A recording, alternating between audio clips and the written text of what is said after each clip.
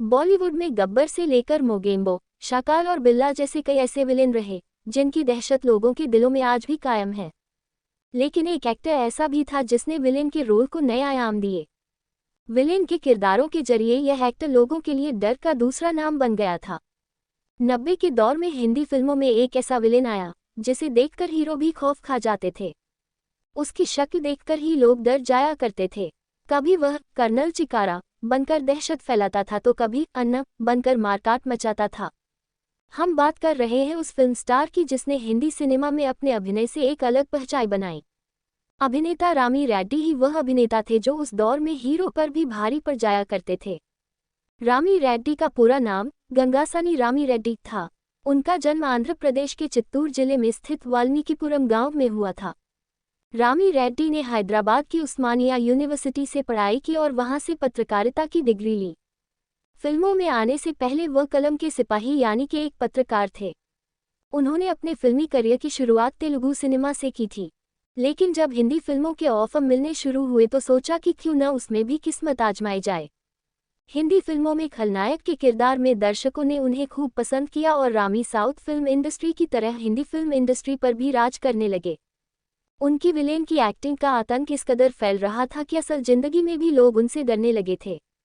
उन्होंने करीब 250 फिल्मों में काम किया। साल 1990 में आई फिल्म प्रतिबंध में उन्होंने अन्ना नाम के विलेन का किरदार निभाया। इस किरदार में रामी रेड्डी ने ऐसी जान फूंकी कि ये हमेशा के लिए यादगार बन गया। रामी रेड्डी का खौफ ऐसा हो गया था कि जब भी वो फिल्मी पर्दे पर आते तो लोगों के अंदर दहशत फैल जाती। हर फिल्म में उनका किरदार और लुक इतना भयानक और क्रूर होता था कि लोग देखते ही खौफ खा जाते थे। रामी रेड्डी का फिल्मी करियर काफ़ी अच्छा चल रहा था और वो एक सुपरस्टार की श्रेणी में थे। लेकिन फिर उनकी जिंदगी में एक अजीब मोड़ आया। रामी एक गंभीर बीमारी की चपेट में आ गए। उन्हें लीवर में दिक्कत हो गई थी जिसकी वजह से वह अक्सर बीमार रहने लगे। सालों बाद जब रामी एक इवेंट के दौरान सभी के सामने आए तो हर कोई चौंक गया। रामी को लोग पहचान नहीं पा रहे थे, वो सिर्फ हड्डियों को ढांचा भर रह गए थे। लीवर और किडनी की समस्या के चलते 14 अप्रैल साल 2001 में रामी रेड्डी का निधन हो गया। दुख की बात यह है कि जिस फिल्म इंडस्ट्री में उन्होंने अपना सब कुछ दे दिया, उसी ने आखिरी वक्त में उन्हें नज़रअंदाज कर दिया। रामी रेड्डी वो सितारा थे जिन्होंने साउथ के साथ साथ हिंदी सिनेमा में अपने अभिनय के दम पर अपनी धाक जमाई थी। सिर्फ एक्टिंग ही नहीं, रामी रेड्डी ने बतौर डायरेक्टर और प्रोड्यूसर भी काम किया, मगर उन्हें लोकप्रियता नेगेटिव रोल में मिली। फिल्मों में आने से पहले रामी रेड्डी बतौर पत्रकार काम करते थे। फिर उन्होंने नौकरी छोड़कर फिल्मों में करियर शुरू किया।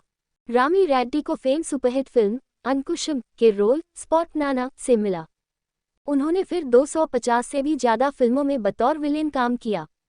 रामी रेड्डी के मशहूर किरदारों की बात करें तो वह ढेर सारे हैं। वक्त हमारा है के कर्नल चिकारा, 420 के रनका, दिलवाले के गून अंगरक्षक में, विलू लोहा में, टकला दादा में, यशवंत से लेकर अंजी में गुरुजी बनकर उन्होंने लोगों को खूब डराया है। साल 1989 में रामी रेड्डी को अंकुशम फिल्म के लिए बेस्ट विलेन नंदी अवार्ड मिला था। रामी रेड्डी ने अपने करियर में शानदार काम के चलते लोगों को खूब एंटरटेन किया, लेकिन उनकी अंतिम दिनों में हालत बहुत खराब हो गई थी। वह बीमारी के चलते एकदम पतले दुबले हो गए थे और उन्हें पहचानना भी मुश्किल हो गया था। रामी रेड्डी, कुछ कहानियां ऐसी होती है जो इंसान की रूह कंपा देती है। ये कहानी भी कुछ ऐसी ही है, जिसे के बाद आप ही एक्टर की हिम्मत की दाद देंगे। जो एक्टर सारी जिंदगी अच्छी अच्छी फिल्में देकर अपने फैंस को खुश करना चाहता था, उसके साथ दर्दनाक हुआ भी वह वक्त हमारा है कि कर्नल चिकारा के रूप में छा गए तो कभी 420 के रन का। इसके अलावा दिलवाले के गून लोहा में, टकला दादा में, यशवंत से लेकर अंजी में गुरुजी बनकर उन्होंने ऐसी छाप छोड़ी कि ये फिल्में आज भी उनके द्वारा नेगेटिव किरदार की वजह से छाई रही। उनकी फैमिली की बात करें तो उनके 3 बच्चे हैं।